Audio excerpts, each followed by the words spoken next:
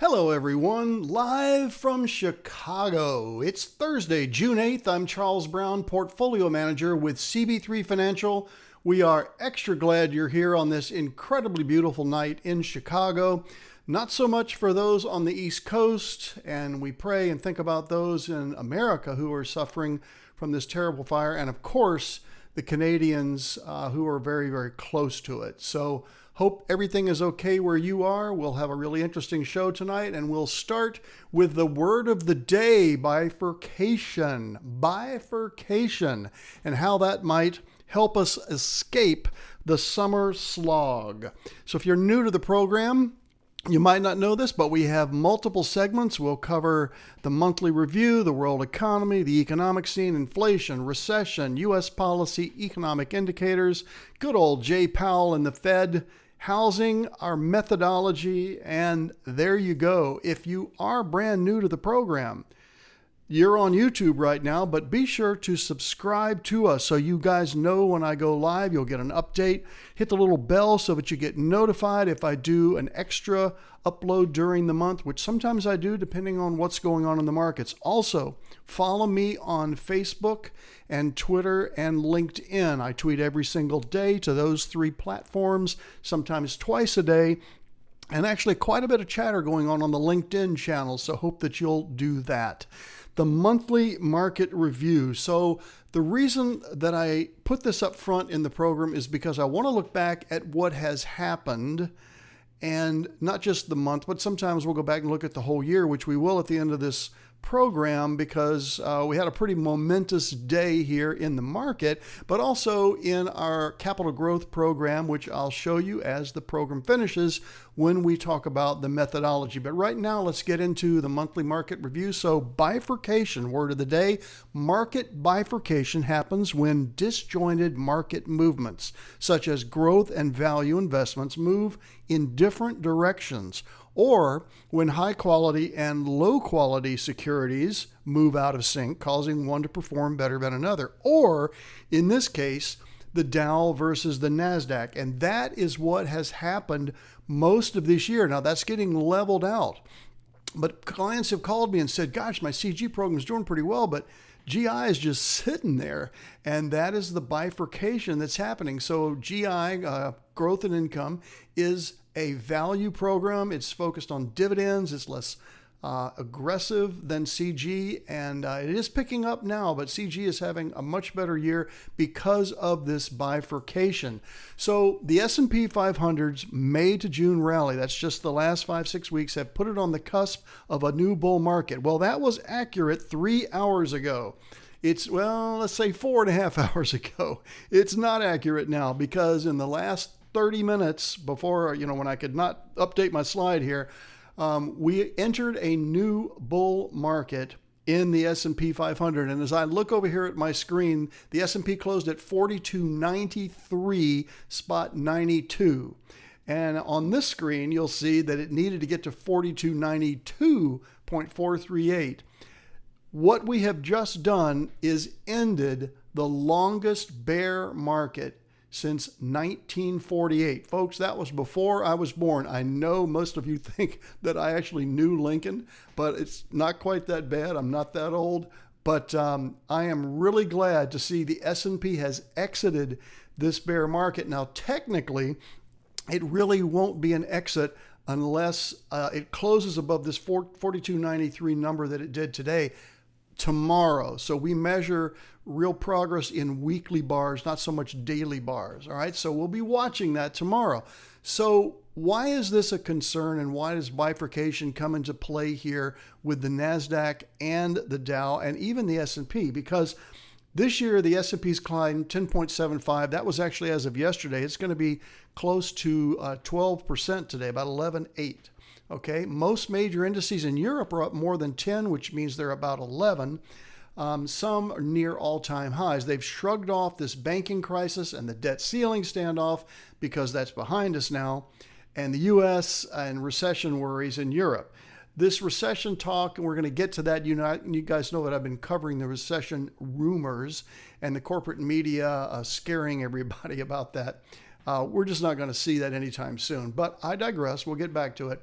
History shows that broader rallies are typically more sustainable, and this one just keeps getting narrower, and that's not good.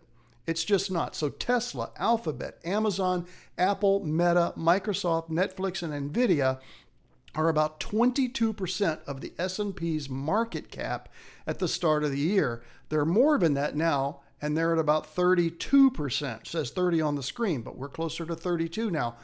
If you equally weighted all of the stocks in the S&P 500, the market would be up just 1.1% this year. Now, that's just theory. It doesn't really matter, because there's no one that's going to convince me that Pillsbury is as important as Tesla, or that even Abbott Labs is as important as Apple in regards to not the product they make, but their influence on the S&P 500. So it is important that they are not equally weighted. And that's why the capitalization weighting is so important. That's how the index works. The Dow, by the way, is a price-weighted index.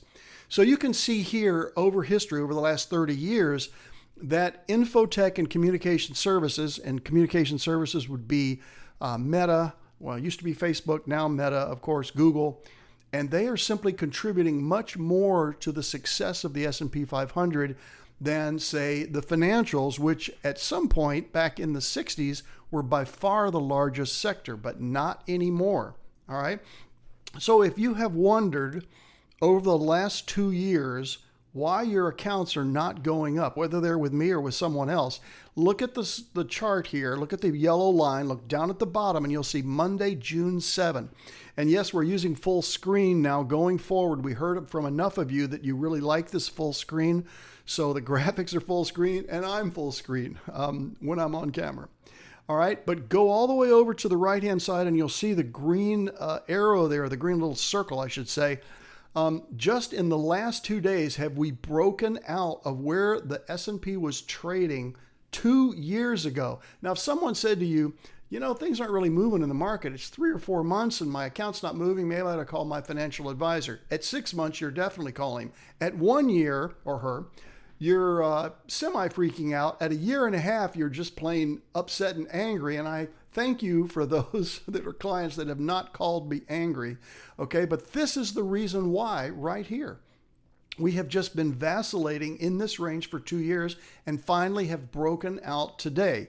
So the VIX, you hear me talk about the VIX as the volatility index. The VIX right now on the screen is at 13.65. Now, at the market low in 2020, so that's March 23rd, 2020, the VIX hit 45. Now, the VIX is like a golf score. The lower, the better, as far as if you're an investor and you want to have a market environment that's not edgy or, you could argue that too low a VIX is complacency. But right now, the VIX down in the 13 range is healthy and it's good, and it's encouraging investors to continue to step up, take their cash off the sideline and invest. This will be the last time that I show you fourth quarter earnings here first quarter earnings. Sorry about that. First quarter. All right. So we enter the third quarter on July 1st, and we have 494 stocks reporting. So this quarter is pretty much done, meaning this quarter is reporting as we look back on the first quarter. And so you can see we're at 77%. Those of you that are astute and watch the program often know that the number 73 is the benchmark number. So we are 4% above that. Industrials at 86%. Technology at 89%. Why do we care so much that technology is so strong? Because it's the biggest sector. All right.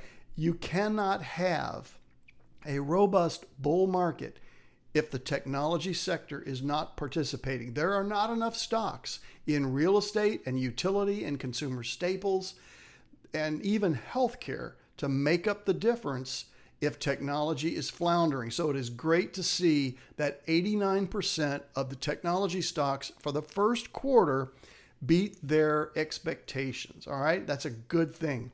So on the employment scenario, what's happening here? So ADP is the employment report that comes out 2 days before the Friday non-farm payroll. This month, I should say, it came out Thursday because we had a holiday on Memorial Day. So this was a surprise to the upside. You would say, well, the survey is 170,000. This is in thousands, by the way.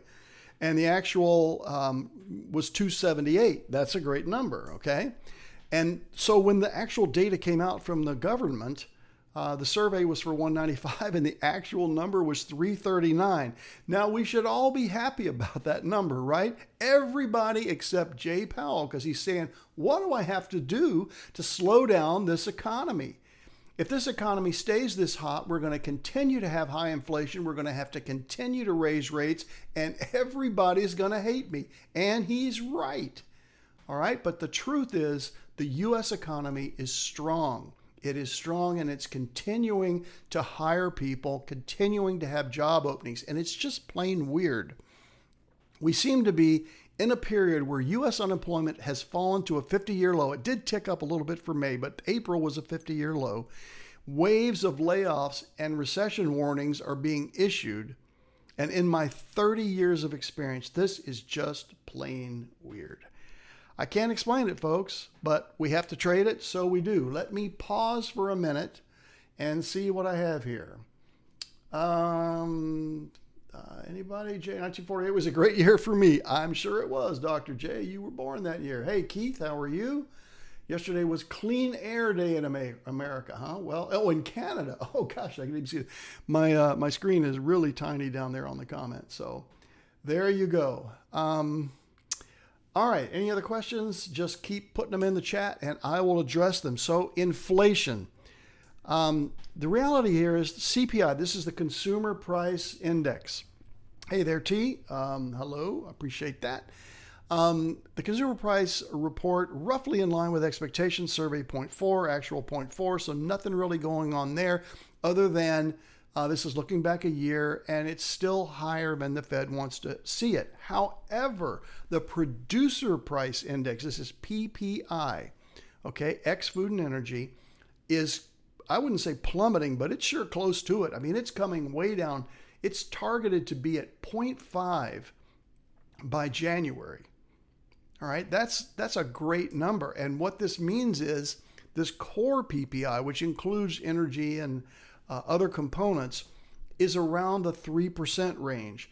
The reason this is so important is because on the consumer side, yeah, it's a little high, but that's because consumers never stop spending. All right, they just don't.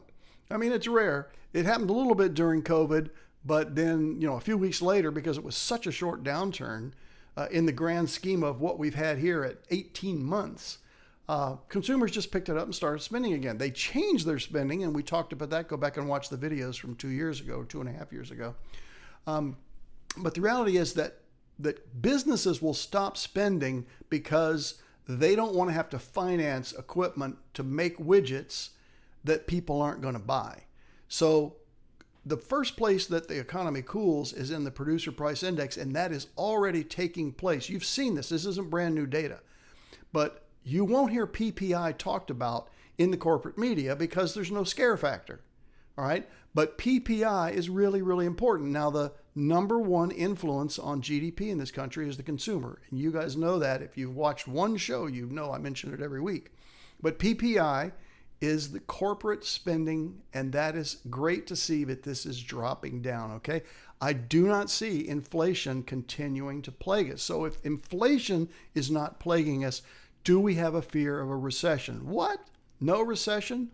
Consumer sentiment may be pointing down, folks, but the U.S. economic indicators are not displaying any other signs of an impending recession. And I know that that's a big disappointment to those who make a living trying to get eyeballs on their program. All I ask for is 45 minutes once a month, all right? I'll tell you the truth. It's not dramatic. It's not going to keep you up at night. I hope it actually puts you to sleep, not during the show, but afterwards, because you have contentment that the data that I'm presenting to you is double cross-referenced, and I'm telling it to you like it is, all right? So, why the U.S. remains far from recession. Here it is. The pandemic's after effects fuel economic resilience despite rising interest rates. And we really have had rising interest rates. I'm going to show you the charts on that. The Fed just blew it out of the water when they started raising interest rates. But the lingering effects of the pandemic have left consumers and employers still playing catch up. That momentum is proving to be self-sustaining, and that's a great thing. Americans are splurging on activities they skipped during the pandemic lockdown, such as travel, recreation, concerts, and dining out. Businesses are staffing up, therefore, to meet this demand. And yet, you still have waiting lines at restaurants, at least we do here in Glen Ellen and downtown Chicago, where you can look in and see a bunch of tables open, and you're going, why can't you just seat me? Well, because we have nobody to work the table. We still don't have enough workers. That's crazy, but it's true.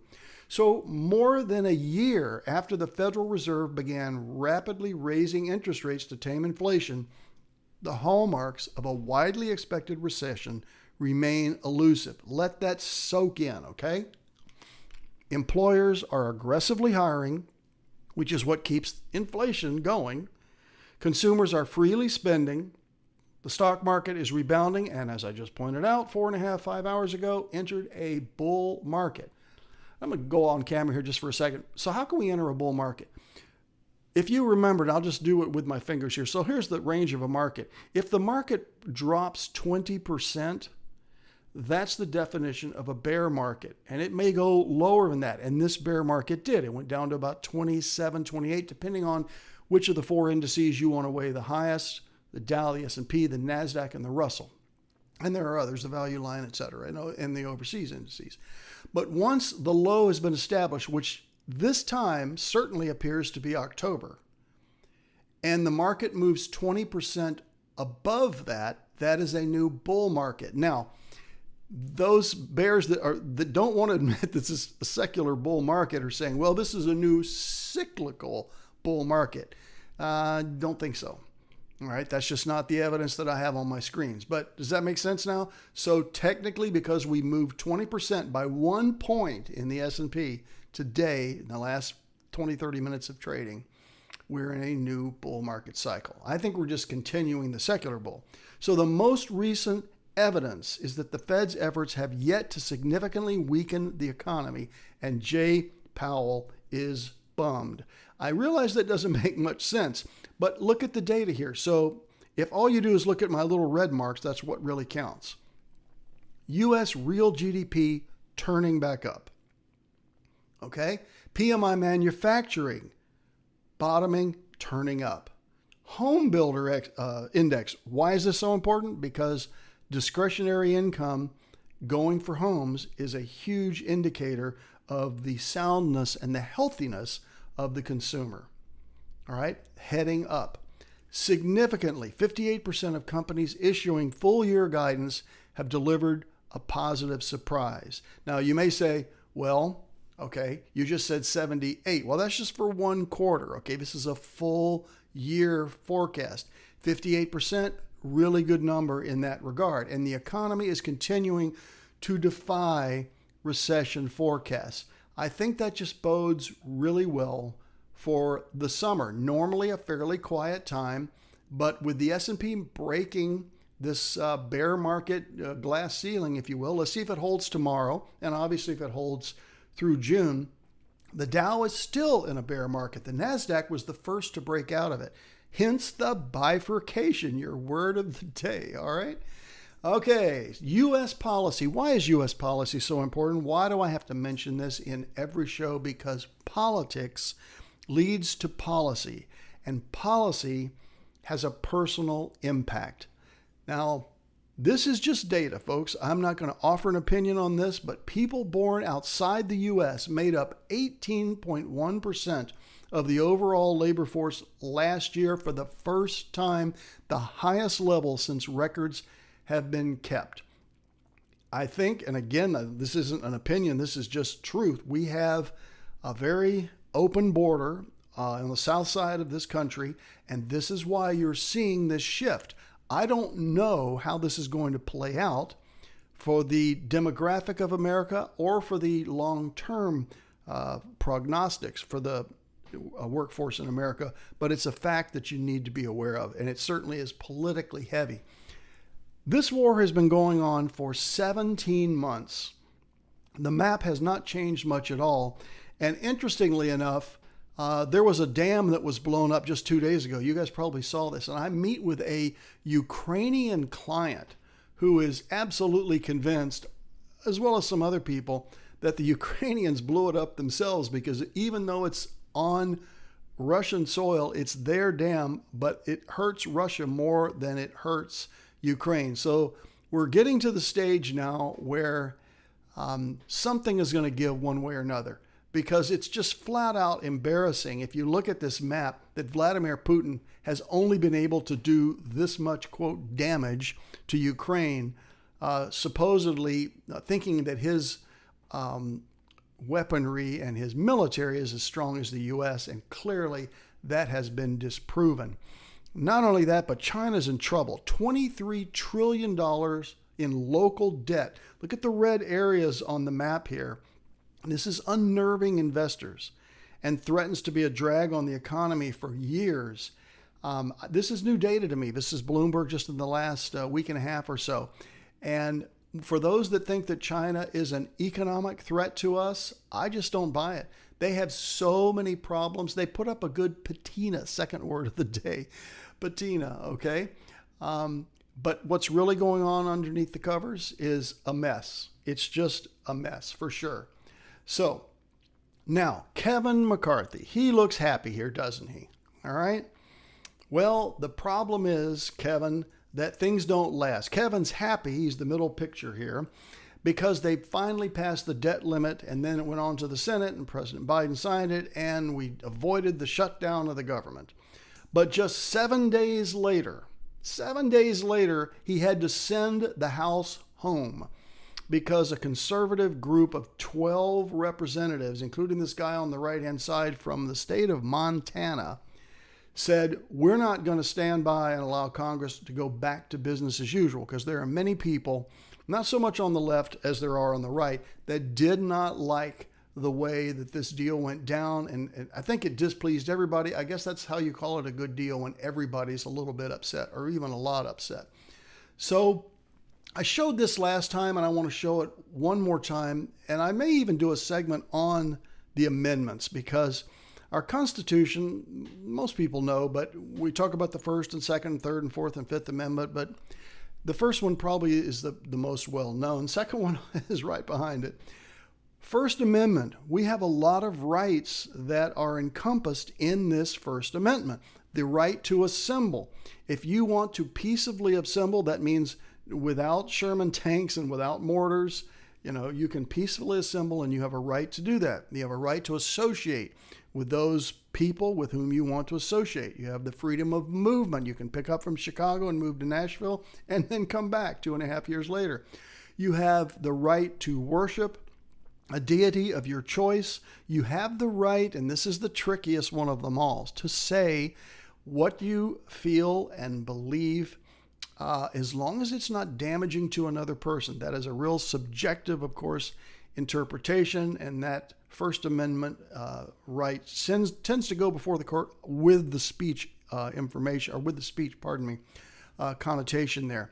We have the right to seek information in any way we want from the internet, make decisions on however we want. The press has the First Amendment right to speak their mind and offer, there's supposedly a difference between hard news and commentary that is blurred over the years. We have the freedom of thought, and we have the freedom to educate our children and ourselves in a way that we think is appropriate for us. So there you go. That's the First Amendment, and it's a really important part of our life as Americans. So economic indicators. Up until this point in the program, I talk about what's influenced the market up to this point. So the economic indicators are the data that's coming in, and I think will influence the market going forward. And that's why I put it at this point in the program. So I'll start with the bad news. Excess household savings are going down. And why is that? Because people are spending. And yet, it's actually helping the retail sales for motor vehicles, parts, all kinds of things. But I showed this motor vehicles because it ticked up after 2 down months there. So people are taking money out of savings and they're buying cars, all right, or signing lease deals or whatever they're doing. Next to your home, the biggest discretionary item of spending is your car. So also consumer spending topped expectations. Now this is just regular consumption. The survey was for a 0.5 increase. The actual in April, we don't have May data yet, was 0.8%, a nice bump. You can see the big red bar there.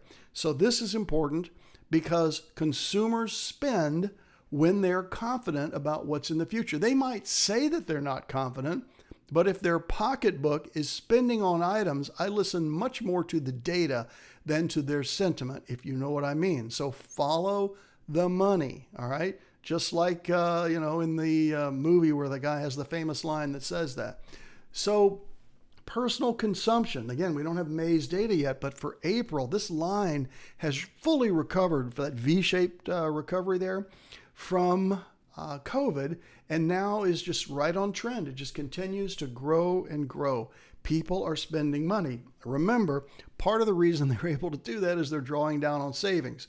So this program is not intended to be a commentary on whether people are prudent spenders or whether they should continue to live a deficit lifestyle. That's a subject for another time, but they are spending, and that does keep this economy churning along. So COVID era surge in corporate margins has been an important driver of this inflation picture, I should say. And retail profits really strong. So they had a peak there in 2022. I know it looks like it's 2021, but it's actually current data because you can see the space between the years. It's 2 years and it's not that much space aside, but a nice little bump there at the beginning of this year. And so that's a positive as well. All right. So it's a good time. And the fact that the market cooperated today and may bode well for us going forward. Mr. Powell, Jay Powell. Okay. Not a happy guy. Everybody's saying, Jay, time out, dude. Just time out. He holds up his finger and saying, I will not time out. I am going to keep this inflation crunch going, whatever I have to do. But his words, again, are different than what's really happening. So this is the last time. Remember when I said that the meteoric rise in the Fed funds rate? So look back in 2005. You see those little stair steps? Those are quarter point increments, all right, to get to 5 1/4. Now look in 2023, 2022, and look how we got that to that point. I mean, we just catapulted up. And even with that shock on the economy, people continue to spend. This is a really important slide. I'm going to go back to it, but I want you guys to understand the consumer in this country is not going to be deterred. They are not going to give up their lifestyle, period. They're going to find a way, 2 jobs, 3 jobs, whatever they have to do, to be able to maintain the lifestyle that they want, that they feel is appropriate and deserved for them and their family. And they're doing it despite the fact the Fed is doing everything they can to slow down the economy, and it's just not happening. So the Fed is saying, well, we're not going to do a pause. Maybe we'll do a skip. The Fed officials are saying there won't be a rate increase in June, but don't call it a pause. It might be a skip. All right. And then Fed official Logan doesn't yet see a case for a June pause amid inflation. Bostic, these are, there's 12 different presidents from the various regions around the country, says a pause could be a skip or it could be a hold. Now, I don't know about you, but that's just spin. All right. I get really tired of the Federal Reserve and I just tune it out most of the time. I have to suffer through Jay Powell's press conferences that he will do after the Fed makes an announcement. 8 meetings a year. There are 4 months they don't meet. August is one of them. But there will be a meeting this month and a meeting next month. We'll see what happens in July, and then they'll take August off. But the Fed's in a pickle because they waited too late to start raising rates. They used 75 basis point hikes for the first time in history. Just bam, bam, bam, bam. You can see it right on the chart there. And yet now, as hard as they can slowing this economy down, it's not working. It's working on the producer side. Remember the data, producer price index? But the consumer is still spending. And because of that, I think that the market is saying, you know what? If the consumer is strong, that means that we're going to be strong. And the companies are turning in great earnings. You saw that. That's what makes this machine work. That's why I do these shows, so you can see what's happening and why it's happening. All right? As you would expect, confidence in Fed Chair Powell is the lowest in decades. Greenspan was loved by everyone 20-some years ago. He's still alive, believe it or not. But Jay Powell, not so much. Not so much. All right, the housing market. The housing market. We got to start off with the bad news here. Home prices posted the biggest drop since 2012. All right, I'm glad that we got our house sold in Nashville. Before that, we had a nice return on that. I don't know if Nashville is taking the hit that other places in the country are. You have to look in the papers and see what's happening in your local market. Even if you're not in the market to buy or sell a house, you might want to just follow wherever you are. We have people, I think, tonight in 3 time zones following us. So be aware of it, because again, this is so important, because the consumer spends the most money of anything they spend on when they buy a home. And most of the time, unless they're old and trying to, settle down and get a smaller home, they're spending up, okay?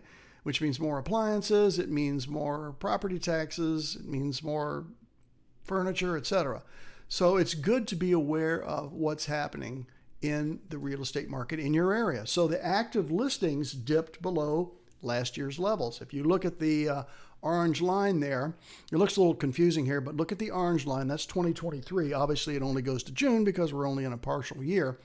Now, in the rest of the year, the remainder of this calendar year, you can see in 2022, 2020, it was much stronger. But right now, it's not looking like it's going to turn around there. And the University of Michigan Buying Conditions says this is about the worst it's been in 18 years. However, I always show you the good stuff too, all right? Offsetting this is this bifurcation of behavior and data, all right? It's unusual, but this is real. So look at this data right here. Millennials have decided we're tired of renting. We go back to the year 2000 or 2000 for those of you that like to say it that way. And for the first time at the end of 2022, the graph's a little skewed there, the number of homeowners that are millennials exceeded the number of renters. Now, those millennials have to buy it from either other people that are selling, or they have to go to builders and get it done. That is a positive sign. That means the millennials are becoming a stronger economic force in America, and it's only appropriate that they are, all right? So the University of Michigan current market value of primary residence. This is enough to keep you wanting to stay in a home that you own, because look at this current market value. Even with the downturn, look in 2020, you don't see a spike down there. Look in 2008, all right? Well, you can't quite see 2000 on here, but 2008 when the market crashed, it just didn't really change much of the value of your primary residence. And this is so important for diversification.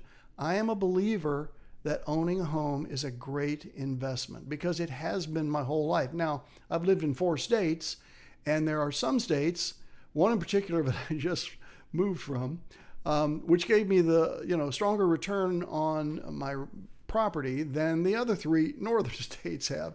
Sorry, it's hard not to laugh. But the truth is, I've made money on all my homes, and it's just a good investment, and it's a good investment compared to anything else that doesn't move, like CDs and bonds. You know that I'm not a big bond fan, or CDs.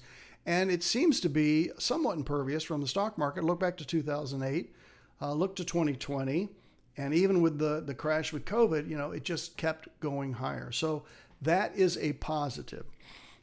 Okay, our methodology. I've started this segment 4 to 5 months ago. I want you guys to be aware of, those of you that are clients, how we trade, what our programs are doing. The major change in my methodology since October of 2022 is that I'm no longer willing to risk a loss target of more than 1% of portfolio equity on any single stock position.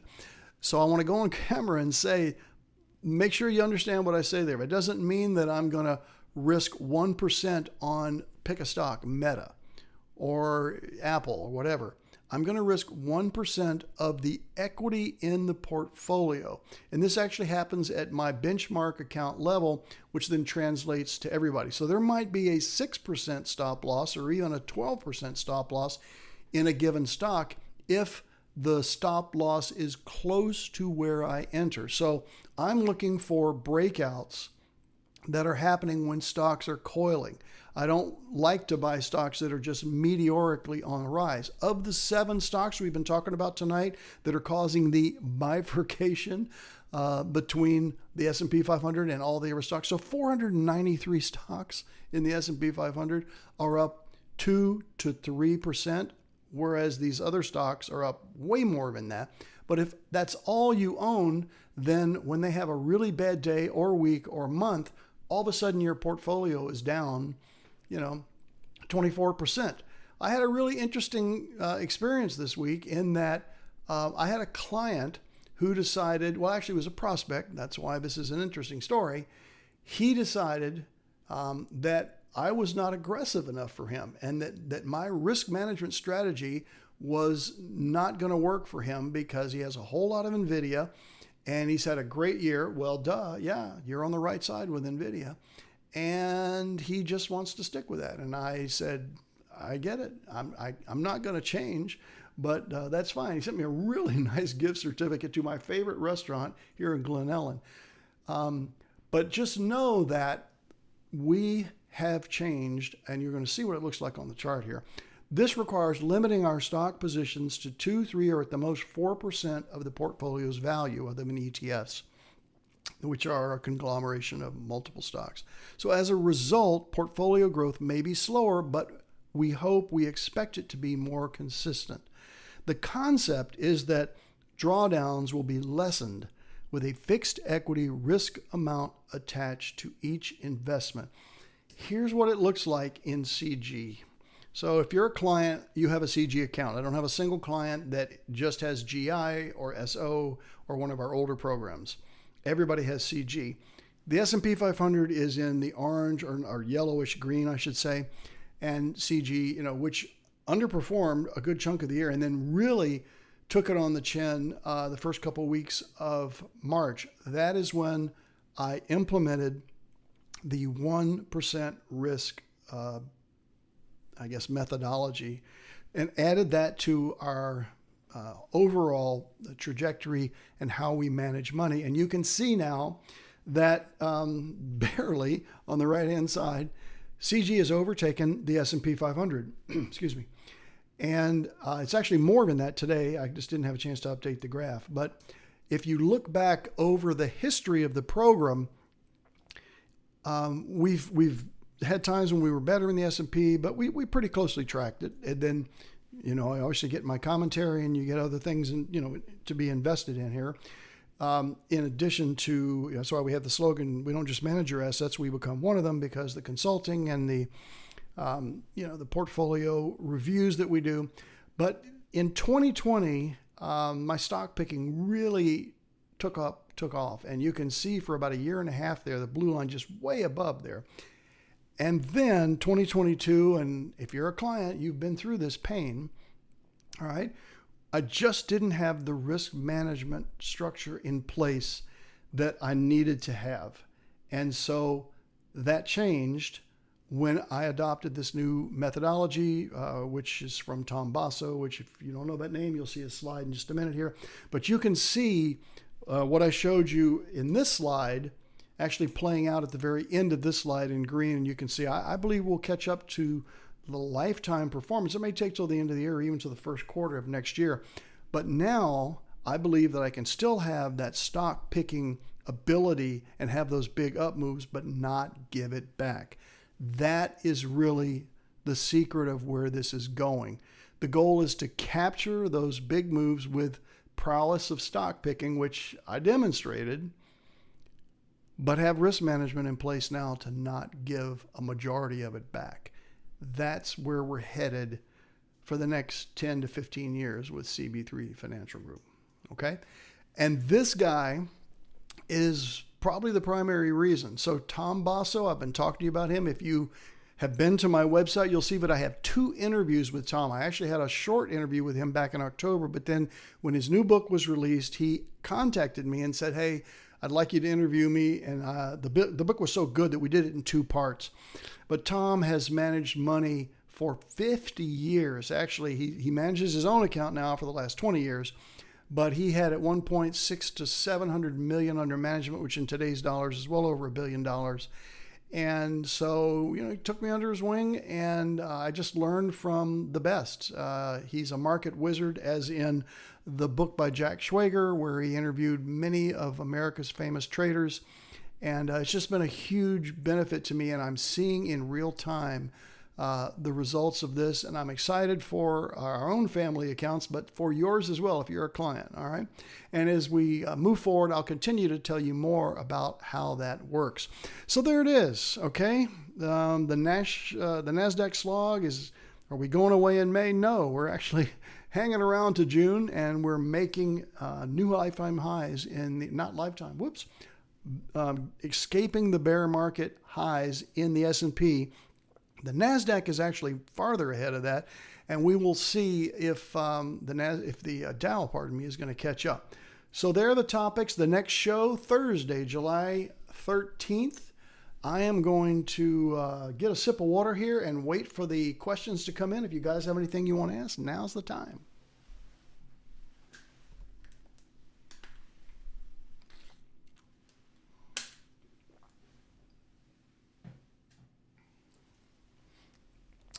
Hey, Ken, thanks for asking. Good question. I do not have a concern about the recent bank failures. First of all, they were limited. We heard from so many people that offered their opinion that, it's going to be 2, and then it's going to be 10, and then it's going to be 600, and it's going to be 2008 all over again with Lehman Brothers and, other things like that, just metastasizing and blowing up. But that just hasn't happened. So I understand what the Fed is reducing their balance sheet. And for those of you that don't know what that means, when the Fed adds to its balance sheet, it's putting liquidity into the system. It means there's money available to borrow. As they reduce that, it squeezes the economy. You can see that playing out in the PPI data that I showed you earlier, but it's not deterring the consumer. If it deters the consumer, you'll be the first to hear it as soon as I have the next show, and I'll bring you that data. But for right now, I just don't see that as a concern, though. Good question. And if anybody else has something that's great, just reminding you, retirement should be your second life and not your waiting room for death. We got a lot of time ahead of us, all of us on this call, and I want you guys to enjoy it. I want you to have peace of mind about your investments. If you have questions, I'm at CB3 at CB3.com. I answer every single question that comes my way. I'll answer yours too. All right. We end every program with this. For we have not been given a spirit of fear, but a spirit of power, love, and a sound mind. 2 Timothy 1:7. There's something to be said for having a strong belief system. I hope you do. It's not easy. It's not easy making it through times in the market when it just seems like it's never going to end. And if this one seems longer than any in your lifetime, that's because it is, or it was. It was until about 5 hours ago. Technically, the S&P has to finish above that number tomorrow on the weekly chart, okay? But we're close. We're close, and I think this 20% off the bottom for the S&P, and then eventually will need to happen for the Dow, or we will continue to be, word of the day, bifurcated. We need all the indices, and not just the American indices, but European and Asian, even third world countries, and then the whole world participates in this upturn. So there you have it. It's Thursday, June 8th. I'm Charles Brown, Portfolio Manager with CB3 Financial, where we don't just manage your assets, we become one of them. Hope you guys are going to have a great summer, have a great 4th of July. We're going to be having hot dogs and watching fireworks and hamburgers and just hanging out. And that's a little down the road here. I won't see you, though, until after the 4th of July. God bless you guys. If you have any questions at any time, CB3 at CB3.com, phone number on my website. Happy to talk to you, help any way I can. Hang in there. I'll see you next month.